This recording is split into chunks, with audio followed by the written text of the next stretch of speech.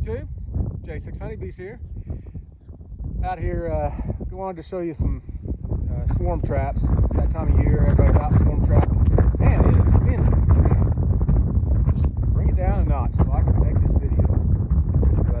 But gonna show you how I set up my my swarm traps and give you kind of idea on locations. I like to set mine up on wood lines and obvious flight paths.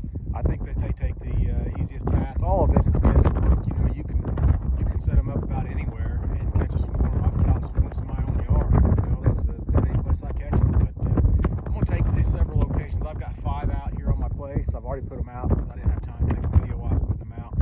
But I'll show you one of the swarm traps and how I go about it. So, hey, come along. So you can see this one here. It's just on an old cut up stump. This tree fell over and busted the fence here last year or year before. Just it's a good place for a swarm trap. This is an open field here on the side of the property. Keep going this way and there's the pond, and this tree line that runs down through here is a perfect location for a swarm trap, because I feel like the bees are going to be flying right down the edge of this field. So I set up my trap here on this old stump. I'll give you a look at what's going on inside there. It's just a little clapboard nuke hive that I built.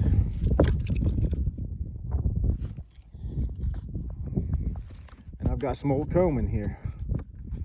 And you're going to just take your old comb, stick it in there. They love the smell of that. Spray you some, I like to use Swarm Commander on the front entrance. And wait, and there's got frames in there that these bees can build out. I probably won't move this hive until it's full up. For a big part of the year, this will sit right here. So that's one location. I'll go take you to the others and show you, give you an idea of where else I put them. Swarm trap's not but maybe 100 yards off from that other trap. This is where I've got a feeder set up for deer.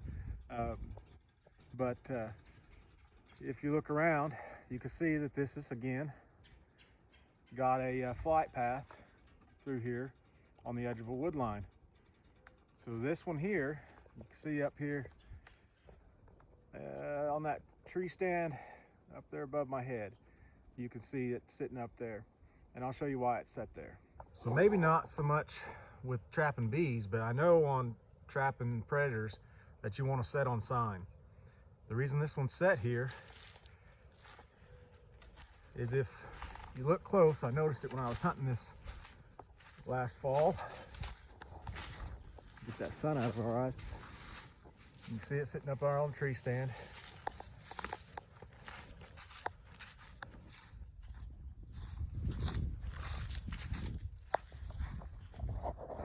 Right there is where a swarm landed sometime last year, and they made some comb there.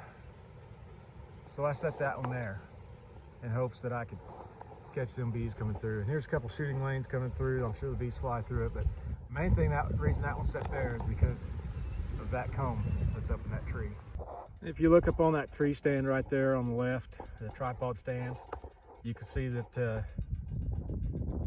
I've got a box set there. I caught 2 swarms on that stand last year. And all this is just a tree line here next to the woods. And I like to set them on them tree lines. I just think that they get more traffic that way. Don't necessarily have to be up high. I've got some down low. You've seen that one that we looked at first, but tree stands are up out of the way of my cows. Wanted to bring you up here close. I don't know if you can see that or not. There is a bee flying around. I hope you can see that in the video. There's a little bee flying around checking it out. That could be a scout. It could be a robber. I don't know, maybe there's a little honey left in there. I don't put any honey in my swarm traps. I try to get old comb that has no honey, but there's possibility that they're robbing pollen or what have you out of there. But in any case, it's already got some attention. My bee yard is set up almost central of a 40-acre property here.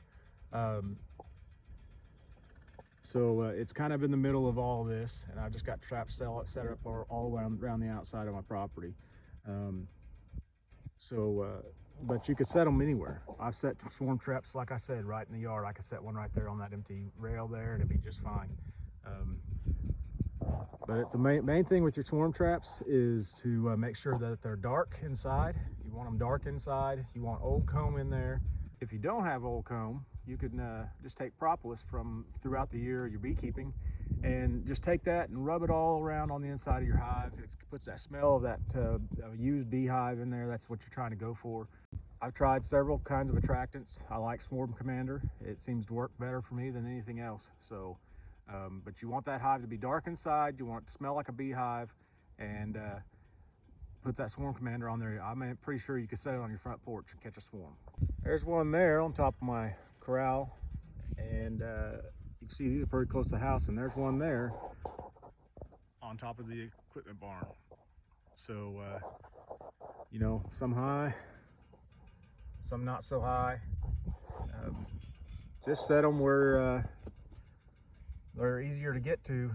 If you don't have nobody to help you, put them where they're easier to get to. Right there on the corral gate, that's an easy place. I can just pick it up and leave. When I get full of bees, that thing's gonna weigh some poundage. I mean, you're talking, I don't know, 50, 60 pounds maybe. When it gets full of honey and bees, that's probably exaggerate, but still, the ones that are up high, on the tree stands, what have you, I have to have help to get those down. So think about what you're gonna be doing when you're taking a swarm trap down once it's full of bees. And make sure you can get it back, because there's times where it gets awful heavy. Thanks for watching. J6 Honeybees. See you next time.